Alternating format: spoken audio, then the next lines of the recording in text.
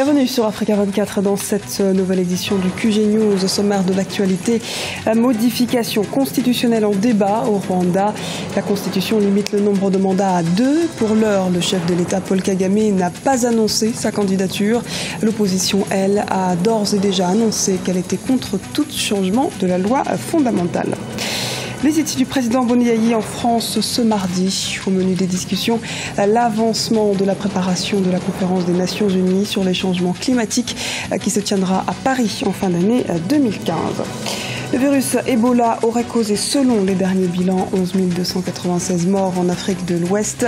Les espoirs d'un vaccin grandissent, mais les malades guéris du virus restent stigmatisés. Nous verrons qu'au Libéria, par exemple, leur réinsertion est difficile au sein de la société. Mais d'abord, mise en place d'une zone de sécurité à Kidal, au Mali.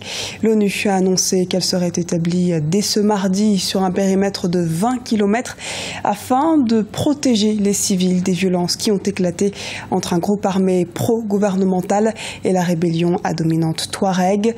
Ce lundi, la coordination des mouvements de l'Azawad et le groupe d'autodéfense Touareg Imgad et alliés se sont affrontés dans la ville. Ils font pourtant partie des signataires de l'accord de paix conclu à Alger le 15 mai par le gouvernement malien et ses groupes alliés le 20 juin par la rébellion. Au Rwanda, l'opposition s'organise et rejette l'idée d'un troisième mandat du président Paul Kagame. Réunis autour d'une plateforme, 5 partis politiques s'opposent à la réforme constitutionnelle et à la candidature du chef de l'État à l'élection présidentielle de 2017. On fait le point avec Ibra Khadindiaï. Au Rwanda, l'opposition se mobilise contre un troisième mandat du président Paul Kagame. Ils sont au total 5 partis de l'opposition à s'unir autour d'une nouvelle plateforme pour faire entendre leur voix sur la future candidature du chef de l'État Paul Kagame à la présidentielle de 2017. Certains des leaders de ce front sont en exil ou en prison au Rwanda.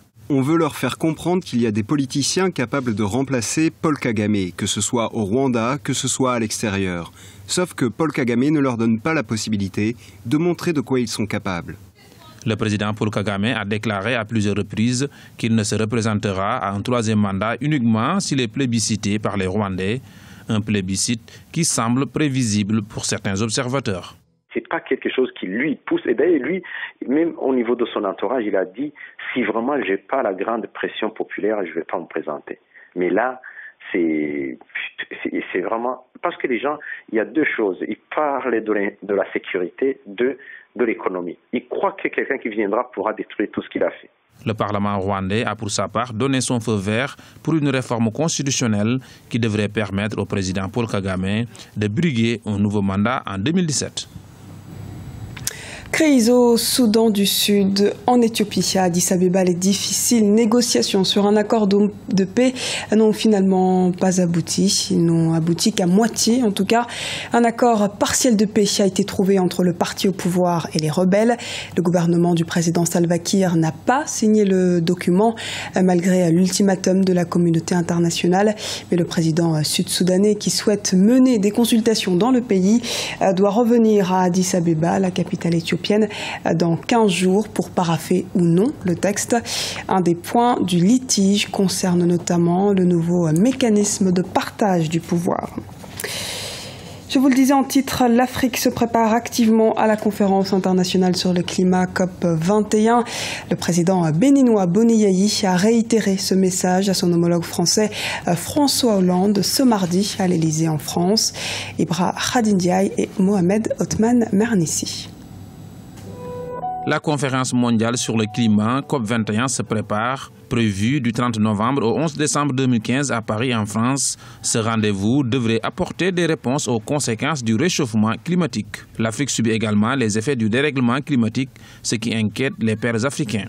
Parmi eux, le président Boni Yayi, le chef d'État béninois, a été reçu ce mardi 18 août à l'Élysée par son homologue français François Hollande. Une rencontre qui rentre dans le cadre de la préparation et l'organisation de Paris Climat 2015.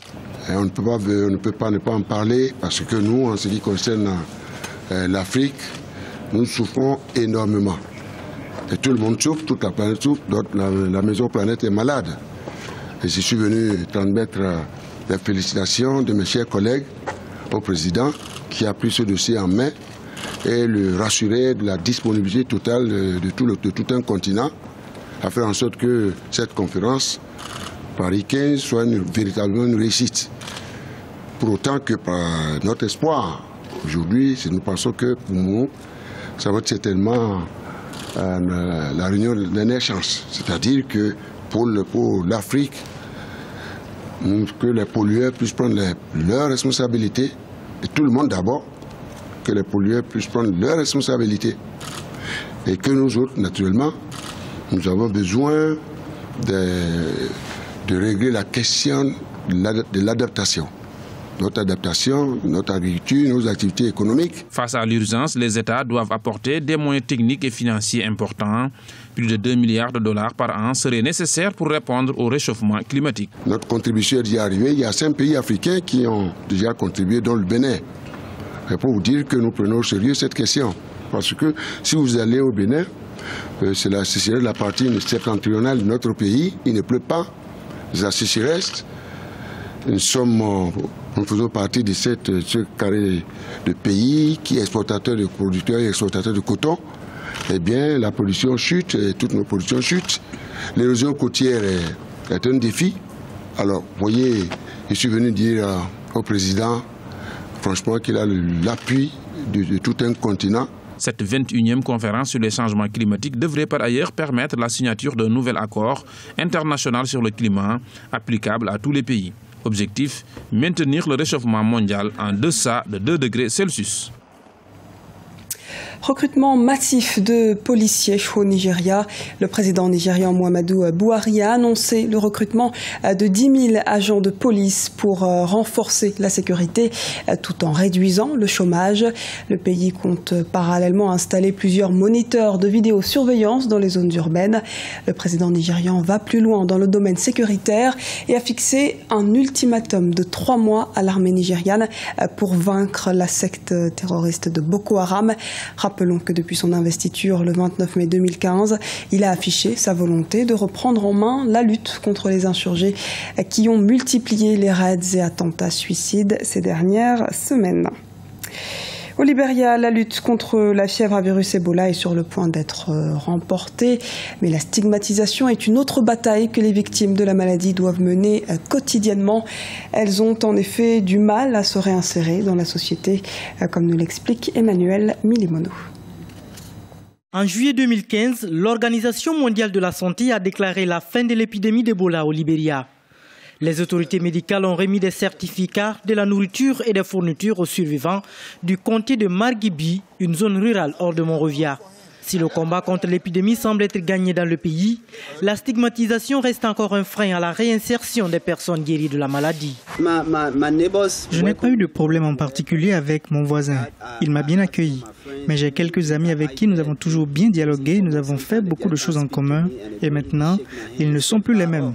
Ils n'acceptent même plus de me serrer la main et gardent toujours leur distance avec moi. Les services de santé n'ont pas encore réussi à expliquer les raisons pour lesquelles le virus d'Ebola avait refait surface. Les tests génétiques effectués sur le premier cas ont pourtant montré qu'il était resté latent. Les survivants, quant à eux, ont encore du mal à prouver qu'ils sont effectivement guéris de la maladie et à se faire accepter par leur communauté. Quand je suis sorti du centre de traitement, je ne me sentais pas encore très bien. Mais maintenant, ça va. J'ai eu du mal à me faire accepter par les gens, mais j'affronte tous les regards avec beaucoup de courage. Certains continuent de m'éviter parce que j'ai eu Ebola. Ce n'est plus comme avant. Depuis que je suis revenu de mon traitement, mon commerce a chuté. Il y a des jours où j'arrive même pas à avoir un seul client. Tout cela à cause de la stigmatisation. J'en souffre parce que c'est ma seule source de revenus pour aider ma famille.